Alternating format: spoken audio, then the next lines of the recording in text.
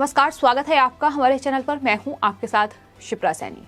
देश के दो बड़े राज्य महाराष्ट्र और कर्नाटक, यहां विधान परिषद के चुनाव हुए हैं। बीजेपी ने महाराष्ट्र विधान परिषद चुनाव में बड़ी जीत हासिल की है। लगातार महाराष्ट्र बीजेपी इस जीत का जश्न मना रही है, लेकिन ऐसी ही कुछ तस्वीरें बीजेपी के लिए कर्नाटक से अच्छी खबर लेकर आई है, क्योंकि कर्नाटक में भी विधान परिषद के चुनाव में बीजेपी ने प्रचंड जीत हासिल की है। कांग्रेस पार्टी को बड़ा झटका दिया है। इसी के साथ साथ सबसे बड़ा झटका एचडी देवगौड़ा की पार्टी जनता दल सेक्युलर को लगा है, क्योंकि जनता दल सेक्युलर ने सिर्फ 25 में से एक सीट पर ही जीत हासिल की है। तो किस तरीके से विपक्ष दक्षिण में भी धराशायी हो रहा है, ये लगातार चुनाव नतीजे बता रहे हैं। और कर्नाटक में जो बीजेपी ने जीत हासिल की है, वो अपने आप में बीजेपी के लिए बेहद अच्छी खबर है, क्योंकि कर्नाटक दक्षिणी हिस्सा भारत का, जहां बीजेपी का कभी वोट बैंक भी नहीं हुआ करता था, लेकिन आज कर्नाटक में बीजेपी की सरकार है और इसी के साथ साथ वहां लगातार जीत का जो रथ है वो आगे बढ़ रहा है। लगातार बीजेपी जीत रही है। आपको बता दें, कर्नाटक विधान परिषद की 25 सीटों पर यह चुनाव हुआ था, जिसमें से बीजेपी ने 12 सीटों पर कब्जा किया है, यानी 12 सीटें जीती हैं। तो वहीं कांग्रेस पार्टी महज 11 सीटों पर ही जीत पाई है। सबसे बड़ा झटका एचडी देवगौड़ा को लगा है। जनता दल सेक्युलर कभी सरकार हुआ करती थी, लेकिन अब किस तरीके से 25 में से महज एक सीट ही उन्हें मिल पाई है। तो इस तरीके के हालात विपक्ष के दक्षिण में बने हुए हैं और कर्नाटक विधान परिषद का यह चुनाव अपने आप में बीजेपी के लिए कहीं न कहीं बड़ी अच्छी खबर इसलिए भी है, क्योंकि 12 सीटें जीतकर विधान परिषद में बीजेपी ने बहुमत हासिल कर लिया है। तो प्रधानमंत्री नरेंद्र मोदी और बीजेपी के विकास कार्यों का असर न सिर्फ उत्तर पूरा पश्चिम में दिखाई दे रहा है, बल्कि दक्षिण में भी दिखाई दे रहा है। और तमाम वो राज्य जहां बीजेपी का वोट बैंक भी नहीं था, लेकिन अब उन तमाम राज्यों में, फिर चाहे वो स्थानीय निकाय चुनाव हो या फिर विधान परिषद के चुनाव हो, लगातार बीजेपी का वर्चस्व बढ़ रहा है। तमाम दक्षिण के राज्यों में बीजेपी की सरकारें भी हैं। ये जीत अपने आप में बताती है कि बीजेपी लगातार देश में उपलब्धि हासिल कर रही है। बीजेपी और प्रधानमंत्री नरेंद्र मोदी ने बार बार इस बात को दोहराया है कि वो विकास कार्यों को लेकर ही जनता के बीच पहुंचेंगे। उनके विकास कार्य ही जनता के बीच जाएंगे और तभी जनता से वोट मांगा जाएगा। तो ये साफ तौर पर प्रधानमंत्री की ओर से कहा गया है। तो यही वजह है कि बीजेपी को लगातार ये जीत हासिल हो रही है। आपको ये बता दें कि जनता दल सेक्युलर की ओर से जो एक सीट पर जीत हासिल की गई है, उस सीट पर भी एचडी देवगौड़ा के जो पोते हैं सूरज रिवन्ना हासन, उन्होंने जीत हासिल की है। वहीं बीजेपी की उम्मीदवार सुजा कुल्लप्पा के कोदागु सीट पर जीत हासिल की है। कांग्रेस की उम्मीदवार भीमराव बी पाटिल बिदर से जीत गई हैं। यानी कुछ आंकड़े हैं जो सामने जरूर आए हैं, लेकिन जिस तरीके से 25 सीटों पर ये चुनाव हुए, उसमें से बीजेपी ने 12 पर जीत हासिल की और 12 पर जीत हासिल के साथ साथ उन्होंने विधान परिषद में भी बहुमत हासिल कर लिया है। यही बीजेपी के लिए सबसे अच्छी खबर है।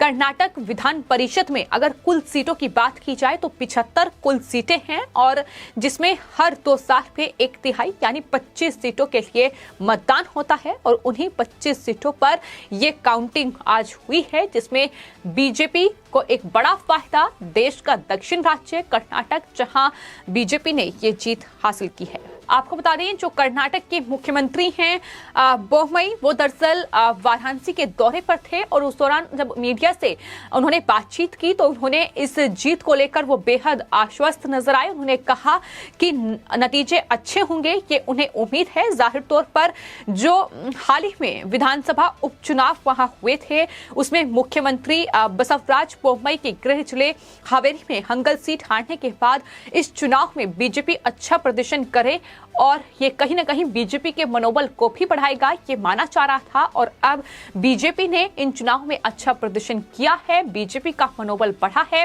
इसका फायदा उन्हें दरअसल 2023 में जो विधानसभा चुनाव कर्नाटक में होंगे उसमें भी फायदा होगा, तमाम जो स्थानीय चुनाव हैं उसमें भी फायदा होगा। तो बीजेपी के लिए कर्नाटक में अच्छी खबर है, जहां कांग्रेस, जिसमें जनता दल सेक्युलर की कोशिश कर रही थी कि किसी भी तरीके से बीजेपी को वहां मात दी जाए, किसी भी तरीके तरीके से बीजेपी को हराया जाए, लेकिन उन्हें बड़ा झटका लगा है तो बड़ी उपलब्धि ही बीजेपी की इसे कहेंगे। हालांकि इन चुनावों में आरोप प्रत्यारोप का सिलसिला भी देखने को मिला, जहां मुख्यमंत्री बोम्मई ने ये कहा था कि पैसे की ताकत से विधान परिषद चुनाव जीतने की कोशिश में कांग्रेस पार्टी है, लेकिन कांग्रेस पार्टी को बड़ा झटका लगा है।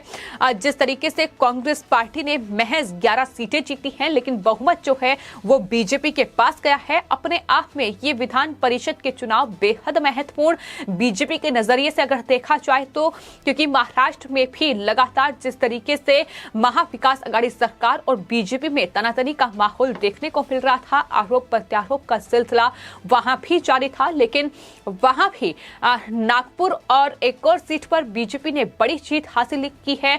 कुल 6 सीटों पर वहां के चुनाव हुए थे, जिसमें से 4 सीटें बीजेपी ने हासिल की है। तो बीजेपी की एक बड़ी जीत महाराष्ट्र में हुई है, जहां महाविकास आघाड़ी सरकार को कहीं न कहीं इस जीत के साथ ही बीजेपी ने जवाब दे दिया है। एक करारा समाचार महाविकास आघाड़ी सरकार को लगा है, क्योंकि तमाम तरीके से उद्धव ठाकरे सरकार बीजेपी पर हमलावर थी, तमाम आरोप उन पर लगाए जा रहे थे, लेकिन बीजेपी ने ये दावा किया था कि अब वहां की जनता, अब महाराष्ट्र में महाविकास आघाड़ी सरकार को इस भ्रष्टाचार और इस वसूली का जवाब दिया जाएगा, और कहीं ना कहीं जवाब दिया गया है। जिस तरीके से तमाम जो मत हैं वो बीजेपी के पक्ष में गए हैं, यहाँ तक कि वहां तो महाविकास आघाड़ी के कई सदस्यों ने बीजेपी को वोट किया है। तो ये तस्वीर आज नजर आई जब महाराष्ट्र और कर्नाटक के ये विधान परिषद के नतीजे सामने आए और दोनों ही राज्यों में बीजेपी को बहुमत गया है, यानी दोनों ही राज्यों में बीजेपी को बहुमत गया है। बीजेपी के लिए अच्छी खबर है। नतीजा कहीं ना कहीं चुनावों में देखने को मिल रहा है, जिस तरीके से बीजेपी और प्रधानमंत्री नरेंद्र मोदी देश का नेतृत्व कर रहे हैं, तमाम विकास कार्य किए जा रहे हैं, तमाम योजनाओं का लाभ जो है वो देश की हर एक नागरिक तक पहुंचाने की कोशिश प्रधानमंत्री कर रहे हैं।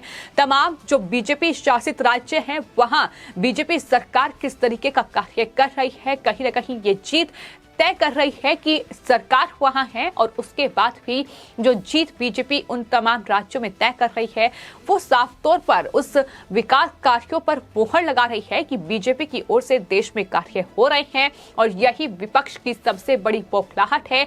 विपक्ष एकजुट होकर भी बीजेपी को नहीं हरा पा रहा है, ये विपक्ष की सबसे बड़ी बौखलाहट है। कांग्रेस पार्टी हो तमाम अलग अलग राज्यों में गठजोड़ कर बीजेपी को हराने की कोशिश में है, लेकिन बीजेपी को मात देना नामुमकिन सा हो रहा है। तमाम अलग अलग राज्यों में आने वाले वक्त में विधानसभा चुनाव होने हैं, जिसमें उत्तर प्रदेश है, उत्तराखंड है, पंजाब, गुजरात, ये तमाम देश के बेहद महत्वपूर्ण राज्य है, जहां 2022 में विधानसभा चुनाव होने हैं। तो अपने आप में 2022 बेहद महत्वपूर्ण होने वाला है बीजेपी के लिए। कहीं ना कहीं फाइनल मुकाबला 2022 में होगा, कई राज्यों में होगा, तो वहीं कांग्रेस पार्टी और तमाम जो विपक्षी दल हैं वो इस कोशिश में हैं कि कमबैक किया जाए और बीजेपी को हराया जाए, लेकिन विपक्ष अपने आप ही बिखरा हुआ है और विपक्ष को समेटने की कवायद भी शुरू हो चुकी है। हालांकि विपक्ष में कितनी फूट पड़ी है ये ममता बनर्जी, संजय राउत और राहुल गांधी के बयानों से समझा जा सकता है। तो ऐसे में बीजेपी का फिलहाल कोई विकल्प नहीं है, और यही विपक्ष की सबसे बड़ी कहीं ना कहीं टेंशन भी है और बौखलाहट भी है, और यही वजह है कि बीजेपी पर लगातार हमलावर है। फिलहाल जिस तरीके से कर्नाटक की 75 सदस्य इस विधान परिषद में बीजेपी ने बहुमत हासिल किया है, ये अपने आप में बीजेपी के लिए बड़ी जीत है, और कर्नाटक में इस जीत का असर आने वाले वक्त में देखने को मिलेगा, ये तय माना जा रहा है, क्योंकि ये जीत कहीं ना कहीं मुख्यमंत्री और साथ ही बीजेपी का वहां मनोबल बढ़ाएगी, ये भी जाहिर तौर पर माना जा रहा है। अपने आप में देश के दक्षिणी राज्यों में अगर बीजेपी का वर्चस्व बढ़ रहा है तो प्रधानमंत्री नरेंद्र मोदी, गृहमंत्री अमित शाह के लिए इससे अच्छी खबर नहीं हो सकती है, क्योंकि दक्षिण में जिस तरीके से तमाम वामपंथियों ने डेरा जमाया हुआ था, तमाम वामपंथी जो सोच थी वो वहां पनप रही है, बीजेपी का मुकाबला करने की हर मुमकिन कोशिश की जा रही है, लेकिन नतीजे ये साफ तौर पर बता रहे हैं कि जनता अब समझ चुकी है कि किस तरीके से बीजेपी लगातार देश में प्रधानमंत्री नरेंद्र मोदी किस तरीके से देश में नेतृत्व कर रहे हैं। फिलहाल आपकी इस पूरे मामले पर क्या राय है हमें कमेंट बॉक्स में जरूर लिखें और चैनल को सब्सक्राइब करें। धन्यवाद।